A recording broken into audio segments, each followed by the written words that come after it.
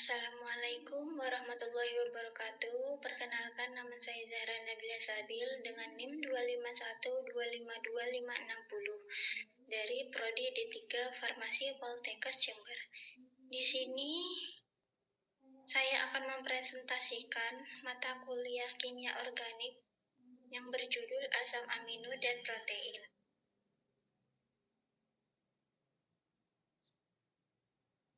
Di sini saya akan membahas tentang 5 macam, yaitu asam amino, ikatan peptida, protein, uji Burette, dan uji ninhidrin. Asam amino adalah unit dasar atau komponen utama penyusun protein. Molekul-molekul asam amino ini saling berikatan satu sama lain melalui ikatan peptida untuk membentuk polimer linier panjang yang dikenal sebagai protein.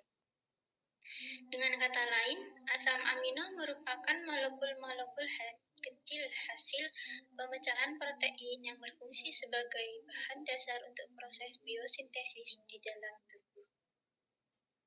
Klasifikasi asam amino di sini terdapat 3 macam, yaitu esensial, non-esensial, dan kondisional. Yang esensial, asam amino yang tidak dapat disintesis oleh tubuh sehingga harus diperoleh dari makan yang dikonsumsi. Sementara, non-esensial ada asam amino yang dapat disintesis oleh tubuh secara alami, sehingga tidak mutlak harus ada dalam asupan makanan. Dan yang terakhir, kondisional.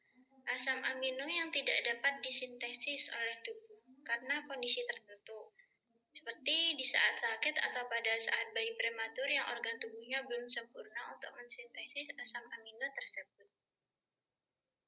Di sini terdapat gambar struktur kimia asam amino, yang secara kimiawi, sebuah molekul asam amino, khususnya asam amino A, terdiri dari 4 gugus utama yang semuanya terikat pada satu atom pusat yang disebut atom karbon.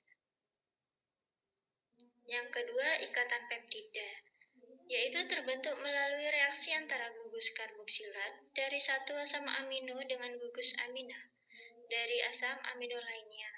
Gabungan banyak asam amino melalui ikatan ini akan membentuk polipeptida, polimer linier yang tersusun dari urutan unit-unit dasar asam amino yang juga disebut sebagai residu.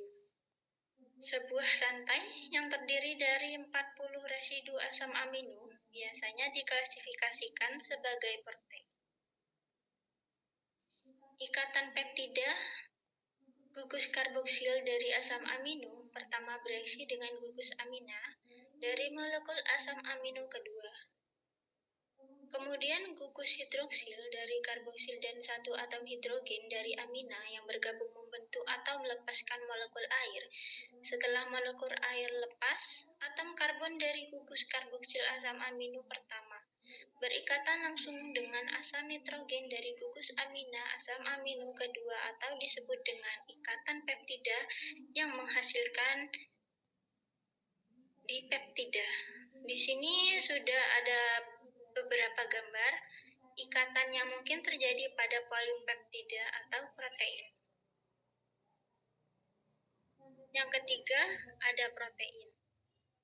Protein adalah senyawa organik kompleks yang berbobot molekul tinggi, merupakan polimer yang terbentuk dari rantai panjang asam amino yang saling berikatan. Asam-asam amino ini saling terhubung satu sama lain melalui ikatan peptida. Kata protein berasal dari bahasa Yunani proteos yang memiliki arti paling utama atau yang pertama. Hal ini mencerminkan peranannya sebagai makromolekul paling limpah di dalam sel. Komposisi rata-rata unsur kimia yang terdapat dalam protein ialah karbon 50%, hidrogen 7%, oksigen 23%, nitrogen 16%, belerang 0,3%, dan fosfor 0,3%. Di sini sudah dijelaskan ada sekitar 4 macam representasi diafragmatik struktur protein. Ada primer, ada sekunder, ada tersier, dan kuartener. Jika yang primer itu susunan asam amino yang dihubungkan oleh ikatan peptida yang membentuk rantai polipeptida. Sementara yang sekunder bentuk 3 dimensi karena rantai polipeptida yang terlipat-lipat dihubungkan oleh ikatan hidrogen. Ada alpha helix, struktur sekunder terbanyak dalam protein, dan beta sheet terjadi apabila terdapat banyak molekul hidrofobik, strukturnya yang lebih stabil. Sementara struktur tersier merupakan struktur 3 dimensi yang berasal dari gabungan beberapa struktur sekunder yang membentuk satu rantai polipeptida dihubungkan oleh ikatan hidrogen, ikatan garam, interaksi hidrofolik, dan ikatan disulfida.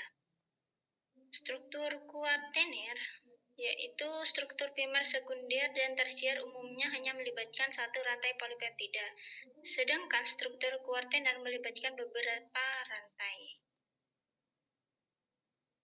Yang keempat, ada uji Buret.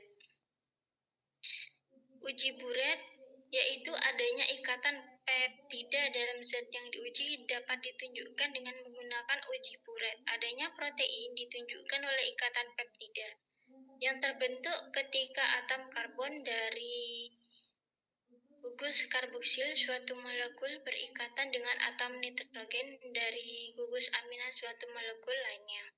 Terbentuknya warna ungu menunjukkan reaksi positif padanya protein pada sampel yang diuji karena reaksi ini melepaskan molekul udara, menurut Dirgah tahun 2019.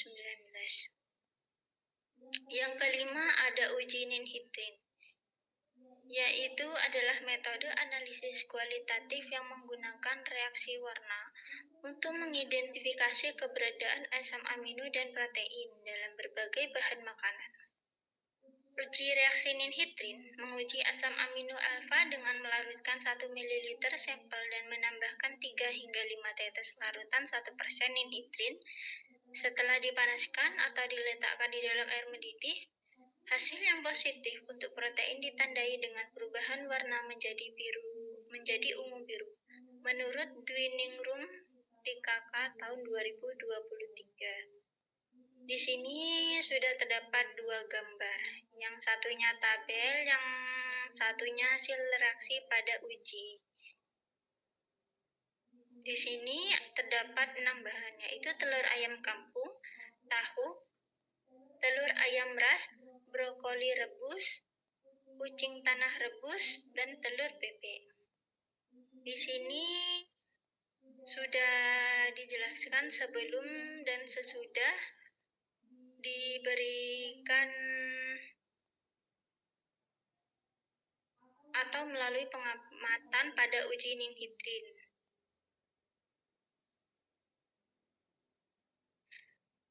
Terima kasih atas perhatiannya.